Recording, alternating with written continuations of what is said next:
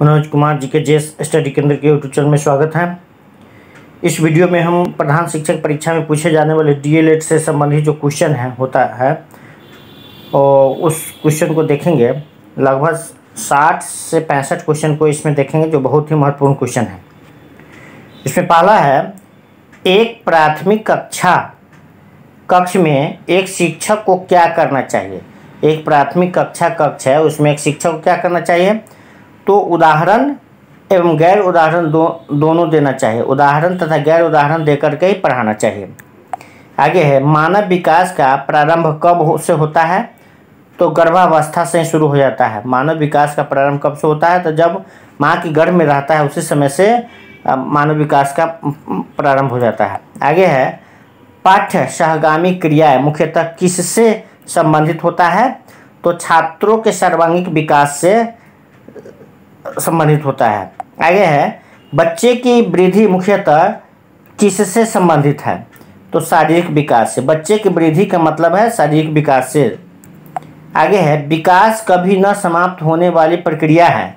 यह कथन विकास के सिद्धांत से संबंधित है। विकास के किस सिद्धांत से संबंधित है, तो निरंतरता का सिद्धांत या निरंतरता का सिद्धांत है, मतलब लगातार चलने वाला है। आगे है, कक्षा में छात्रों को प्रश्न पूछने के लिए क्या करना चाहिए। क्या करना चाहिए कि छात्र जो है प्रश्न पूछे, तो प्रेरित करते रहना चाहिए, मतलब प्रेरित करना चाहिए, हमेशा प्रेरित करते रहना चाहिए। आगे है, विकास की किस अवस्था को कोल तथा ब्रूस ने संवेगात्मक विकास का अनोखा काल कहा है। यानी कोल महोदय तथा ब्रूस महोदय ने संवेगात्मक विकास का अनोखा काल कहा है किसको, तो बाल्यावस्था को। आगे है, मध्य बाल्यावस्था की विशेषता क्या है। मध्य बाल्यावस्था की विशेषता क्या है, तो बच्चे तार्किक, मध्य बाल्यावस्था में जो होता है बच्चे जो होता है तार्किक होता है एवं मूर्त रूप से सोचना प्रारंभ कर देता है, मूर्त रूप से सोचना प्रारंभ करता है। आगे है, बाल्यावस्था की अवधारणा से क्या अभिप्राय है, तो बाल्यावस्था की अवधारणा से अभिप्राय है कि समकालीन सामाजिक संरचनावादी मनोवैज्ञानिकों के अनुसार यह एक सामाजिक संरचना है। कौन सी संरचना है, एक सामाजिक संरचना है।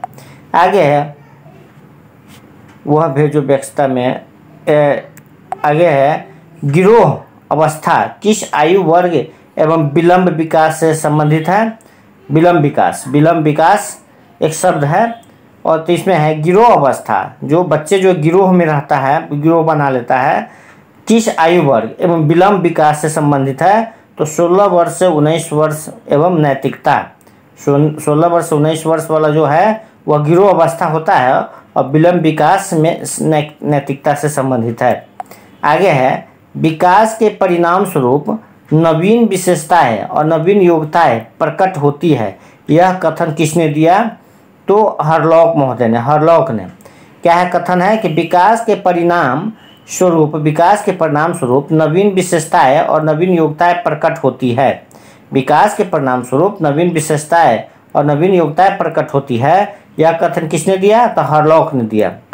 आगे, कितने वर्ष की अवधि को मध्य बचपन की अवधि कहते हैं, तो 6 वर्ष से 11 वर्ष की अवधि को मध्य बचपन का अवधि कहते हैं।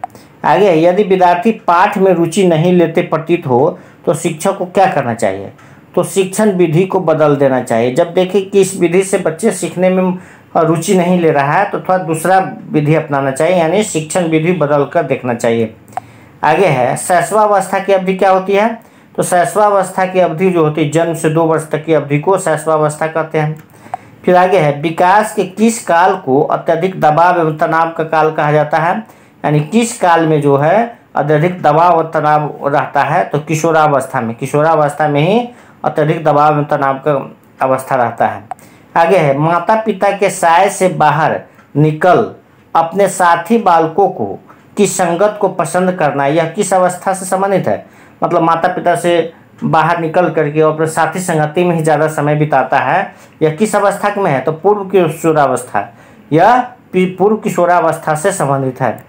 आगे है, नर्सरी कक्षा से शुरुआत करने के लिए कौन सी विषय वस्तु सबसे अच्छी है, तो मेरा परिवार। नर्सरी कक्षा में सबसे पहले मेरे परिवार को ही विषय वस्तु बना करके और उसके बारे में जानकारी देना चाहिए। आगे है विकास कब से शुरू होता है, तो प्रसव पूर्व अवस्था से। प्रसव पूर्व मतलब प्रसव जन्म से पहले यानी माँ के गर्भ में जब रहता है उसी समय से विकास शुरू हो जाता है। आगे है नवजात शिशु का भार कितना होता है, तो नवजात शिशु का भार जो होता है 7 पाउंड होता है। फिर है एक बच्चे की वृद्धि और विकास के अध्ययन की सर्वाधिक अच्छी विधि कौन सी है, तो विकासीय विधि। मतलब विकास की सबसे अच्छी विधि कौन है, तो विकासीय विधि है।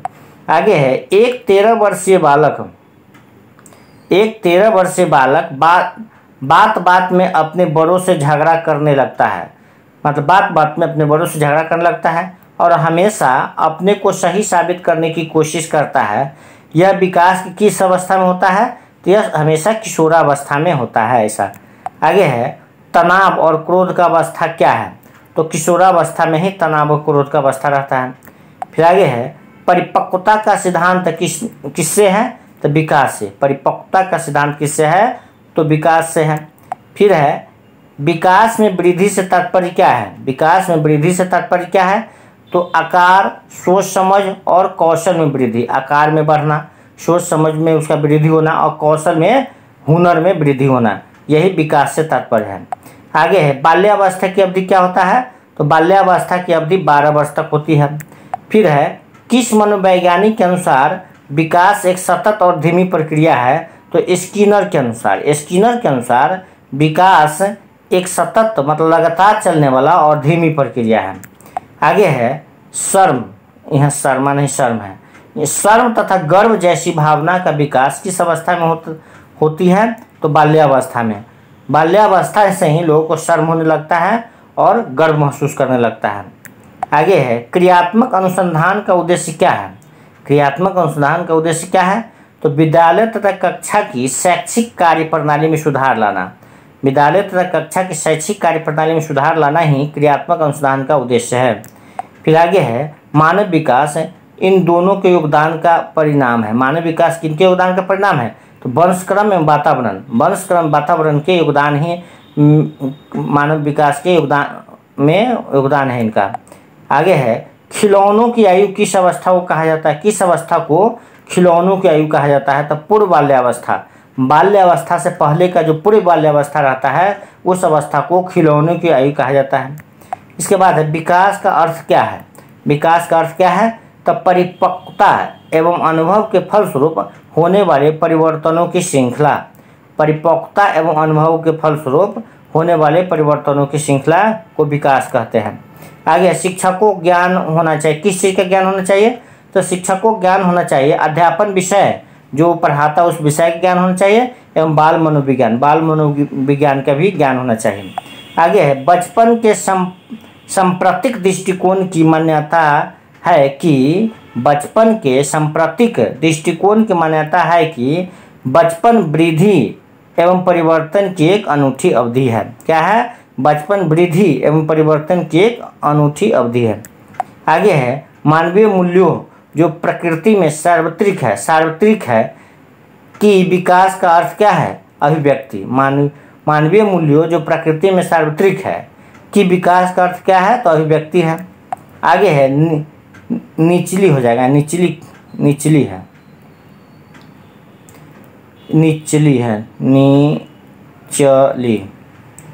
यहाँ निचली हो जाएगा। निचली कक्षाओं में शिक्षण की खेल पद्धति मूल रूप से आधारित होता है। निचली कक्षा में जो होता है कि शिक्षण के खेल पद्धति किस पर आधारित होता है, तो विकास में वृद्धि के मनोवैज्ञानिक सिद्धांतों पर। फिर आगे है विकास कभी न समाप्त होने वाली प्रक्रिया है। यह विचार किससे संबंधित है, तो निरंतरता का सिद्धांत से संबंधित है। फिर है हार्लॉग के अनुसार विकास के परिणाम स्वरूप नवीन विशेषताएं और नवीन योग्यताएं प्रकट होती हैं। इसके बाद है किसके, हार्लॉग के अनुसार जो है क्या है, विकास के परिणाम स्वरूप नवीन विशेषताएं और नवीन योग्यताएं प्रकट होती है। मैकडूगल के मूल प्रवृत्तियों को 14 प्रकार में वर्गीकृत किया गया है। मैकडूगल के मूल प्रवृत्तियों को 14 प्रकार में वर्गीकृत किया गया। किसको, मूल प्रवृत्तियों को 14 प्रकार में वर्गीकृत किया है, किसने, मैकडूगल ने। फिर आगे है विकास गर्भाधान से लेकर जीवन पर्यंत चलता रहता है। जब से गर्भ में पैदा होता है तब से लेकर के हमें जीवन पर्यंत चलते रहता है विकास। इसके बाद भ्रूण अवस्था में पहले सिर का विकास होता है। जब माँ के पेट में बच्चा पैदा आता है तो सबसे पहले उसमें सिर का विकास होता है, बाद में धड़ तथा निचले भाग का विकास होता है। इसके बाद है मनोलैंगिक विकास सिद्धांत किसने दिया? तो फ्रायड ने। फ्रायड या फ्रायड है, फ्रायड। तो मनोलैंगिक विकास का सिद्धांत किसने दिया? तो फ्रायड या फ्रायड ने। संज्ञात्मक विकास का सिद्धांत किसने दिया? तो पियाजे ने, जीन पियाजे ने। संज्ञात्मक विकास का सिद्धांत जीन पियाजे ने दिया और मनोलैंगिक विकास का सिद्धांत किसने किया? फ्रायड ने दिया। फिर आगे है मनोसामाजिक विकास के सिद्धांत किसने दिया? तो मनोसामाजिक विकास का सिद्धांत एरिक्सन ने दिया। और भाषा विकास का सिद्धांत किसने दिया? तो चोम्स्की ने दिया। इसके बाद नैतिक विकास का सिद्धांत किसने दिया? तो कोलबर्ग ने दिया, तो लगभग 5 गो इस संबंधित है। जैसे मनोसामाजिक विज्ञान का सिद्धांत किसने दिया? तो एरिक्सन ने दिया। भाषा विज्ञान का सिद्धांत किसने दिया? तो चोम्स्की ने दिया। नैतिक विकास का सिद्धांत किसने? कोलबर्ग ने दिया। इसके बाद मनोलैंगिक विकास का सिद्धांत किसने दिया? तो फ्रायड ने दिया। और संज्ञात्मक विकास का सिद्धांत किसने दिया? तो पियाजे ने दिया। सबसे महत्वपूर्ण है संज्ञात्मक विकास का सिद्धांत पियाजे का, जीन पियाजे का। संज्ञात्मक विकास का सिद्धांत किसने दिया? तो जीन पियाजे ने दिया।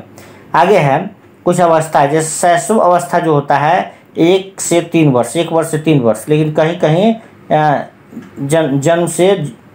जन्म से 2 वर्ष तक ही रहता है, कहीं के लिखा है, कहीं कहीं ऑप्शन में रहता है जन्म से 2 वर्ष तक। तो ये भी अगर ये रहे तो इसको देखना है, नहीं तो शैशवावस्था का जो काल होता है 1 वर्ष से लेकर 3 वर्ष तक होता है। इसे पूर्व बाल्यावस्था का काल होता है 3 वर्ष से 6 वर्ष होता है। उत्तर बाल्यावस्था का जो समय होता है वह 6 वर्ष से 12 वर्ष होता है। और किशोरावस्था का जो समय होता है 12 वर्ष से 18 वर्ष का बीच होता है। इसके बाद है बच्चों में नैतिकता की स्थापना के लिए सर्वोत्तम मार्ग कौन है? तो शिक्षक का आदर्श रूप में व्यवहार करना। शिक्षक जो है आदर्श रूप में व्यवहार करे। आगे है शिक्षा का अति महत्वपूर्ण उद्देश्य क्या है? शिक्षा का सबसे महत्वपूर्ण उद्देश्य क्या है? तो बच्चों का सर्वांगीण विकास हो, यही शिक्षा का महत्वपूर्ण उद्देश्य होना चाहिए। आगे है बाल मनोविज्ञान के अनुसार पर कौन सा कथन सर्वोत्तम है इसमें से? तो यहाँ है प्रत्येक बच्चा विशिष्ट होता है। सबसे सर्वोत्तम बात है कि प्रत्येक बच्चा जो होता है विशिष्ट होता है। किसके अनुसार? बाल मनोविज्ञान के आधार पर। आगे है मनोविज्ञान शिक्षा का आधारभूत विज्ञान है, यह किसने कहा? तो स्किनर ने कहा। मनोविज्ञान शिक्षा का आधारभूत विज्ञान है, यह किसने कहा? तो स्किनर ने कहा। फिर आगे है आधुनिक मनोविज्ञान का अर्थ क्या है? तो आधुनिक मनोविज्ञान का अर्थ है व्यवहार का अध्ययन। व्यवहार का अध्ययन को ही आधुनिक मनोविज्ञान कहते हैं। आगे है शिक्षा मनोविज्ञान की उत्पत्ति का वर्ष कौन सा माना जाता है? तो 1900 यानी 1900। शिक्षा मनोविज्ञान की उत्पत्ति का वर्ष कौन सा वर्ष है? तो 1900 वर्ष है। इसके बाद है परिवार एक साधन है, किस चीज़ का? अनौपचारिक शिक्षा का। परिवार एक साधन है अनौपचारिक शिक्षा का। फिर आगे है शिक्षा का उद्देश्य होना चाहिए। शिक्षा का उद्देश्य क्या होना चाहिए? तो व्यवहारिक जीवन के लिए विद्यार्थियों को तैयार करना। अच्छा व्यवहार हो, वही व्यवहारिक जीवन के लिए विद्यार्थियों को तैयार करना है। शिक्षा का उद्देश्य यही होना चाहिए। फिर आगे है मानव विकास कुछ विशेष सिद्धांतों पर आधारित है। मानव विकास जो है कुछ विशेष सिद्धांत पर आधारित है। किस पर? तो अनुक्रमिकता पर है, सामान्य से विशिष्ट की ओर से है, निरंतरता से संबंधित है। आगे है शिक्षा मनुष्य में अंतर्निहित क्षमता का परिपूर्णता में विकास करते हैं। शिक्षा मनुष्य में अंतर्निहित क्षमता का परिपूर्णता में विकास करते हैं। यह कथन किसका है? तो स्वामी विवेकानंद का। स्वामी विवेकानंद का कथन क्या है? शिक्षा मनुष्य में अंतर्निहित क्षमता का परिपूर्णता में विकास करते हैं। तो यह कथन है स्वामी विवेकानंद का। आगे है मानव विकास कैसा होता है? तो मात्रात्मक होता है और गुणात्मक होता है। मानव विकास कैसा होता है? तो मात्रात्मक तथा गुणात्मक होता है। इसके बाद प्रचलित योजनाओं में नई जानकारी जोड़ने को किस नाम से जाना जाता है? तो आत्मसातकरण। यानी प्रचलित योजनाओं में नई जानकारी को जोड़ने को किस नाम से जाना जाता है? तो आत्मसातकरण के नाम से जाना जाता है। इसके बाद बच्चों को अपने अध्ययन में प्रयास करने के लिए, प्रोत्साहित करने के लिए शिक्षकों को क्या करने की आवश्यकता होती है? तो बच्चों को प्रेरित करने की जरूरत पड़ती है, यानी बच्चा कैसे प्रयास करे, अपने सीखने की कोशिश करे, शिक्षक को क्या करना चाहिए उसके लिए, तो बच्चों को हमेशा प्रेरित करने की जरूरत पड़ती है। आगे, एक प्रभावी कक्षा में बच्चे अपने अधिगम की सुगम बनाने के लिए मार्गदर्शन और सहयोग के लिए शिक्षक से सहायता लेते हैं। तब हम समझेंगे कि एक प्रभावी कक्षा है। प्रभावी कक्षा में जो है बच्चे खुद पढ़ने की कोशिश करता है और जो समस्या आता है उस टीचर से संपर्क करके उस समस्या को समाधान करने की कोशिश करता है। तो वही कहा जा रहा है, एक प्रभावी कक्षा में बच्चे अपने अधिगम की सुगम बनाने के लिए मार्गदर्शन एवं सहयोग के लिए शिक्षक से सहायता लेते हैं। इसके बाद है, शिक्षा मनोविज्ञान अधिक बल देता है। शिक्षा मनोविज्ञान अधिक बल किस पर देता है? छात्र केंद्रित शिक्षा पर। शिक्षा मनोविज्ञान अधिक बल देता है छात्र केंद्रित शिक्षा पर। तो इस तरह से लगभग 60 से 65 क्वेश्चन को इस वीडियो में देखे हैं, जो बहुत ही महत्वपूर्ण है प्रधान शिक्षक परीक्षा के लिए डीएलएड से संबंधित क्वेश्चन को सोल्व करने के लिए। फिर इससे आगे अगले वीडियो में देखेंगे। तब तक के लिए धन्यवाद।